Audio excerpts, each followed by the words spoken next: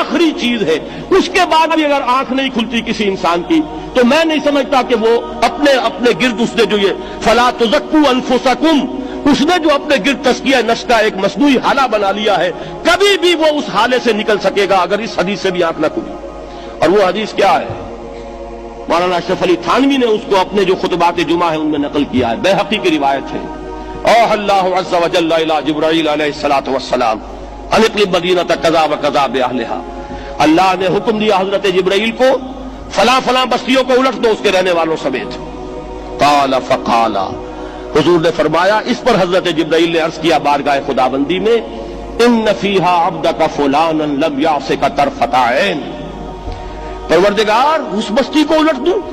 اس میں تو تیرا فلاں بندہ بھی ہے جس نے کبھی پلک جھپکنے جتنی دیر بھی معصیت میں بسر نہیں کی۔ اب آپ اندازہ کیجئے، یہ جو ہے نا اپنے آپ کو رگڑنا اور مانجنا اور پوری زندگی رگڑنے میں اور مانجنے میں لگا دینا۔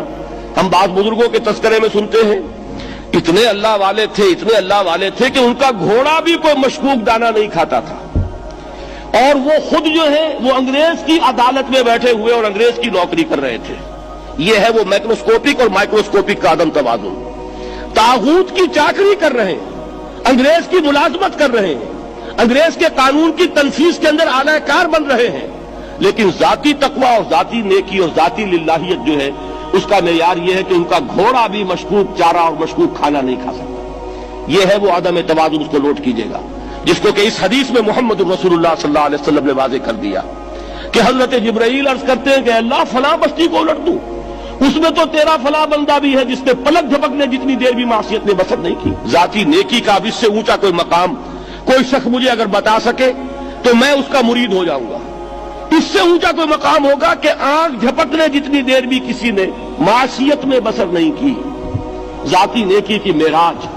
لیکن حکم کیا ہوا بارگاہ خداوندی سے؟ قال فقال، حضور نے فرمایا، اللہ تعالیٰ نے حکم دیا جبرائیل کو، اقلب علیہ وعلیہ، الٹو اس بستی کو، پہلے اس بدبخت پر پھر دوسروں پر۔ کیوں؟ فإن وجہہ لم یتمار فی ساعۃ قط، اس لیے کہ اس کا چہرہ کبھی میری غیرت میں سرخ نہیں ہوا، اس چہرے کا رنگ نہیں بدلا۔ بے غیرت انسان، بدیاں پھیلتی رہیں، میرے دین کو روندا جاتا رہا، میری شریعت کی دھجیاں بگڑتی رہیں، عوامر کا مذاق اڑایا جاتا رہا، نواہی کے لیے دنیا کے اندر جن چیزوں سے میں نے روکا اس کے لیے فلسفے تراشے گئے،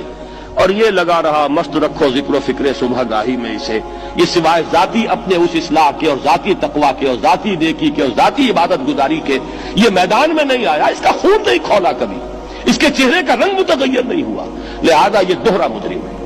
یہ ہے وہ تصور جو یہاں پر نوٹ کیجئے۔ ہاں اس کے یہ معنی بھی نہیں ہے کہ نماز بھی نہیں پڑھ رہے، روزہ بھی نہیں رکھ رہے، اقامت دین کے کارکن ہیں،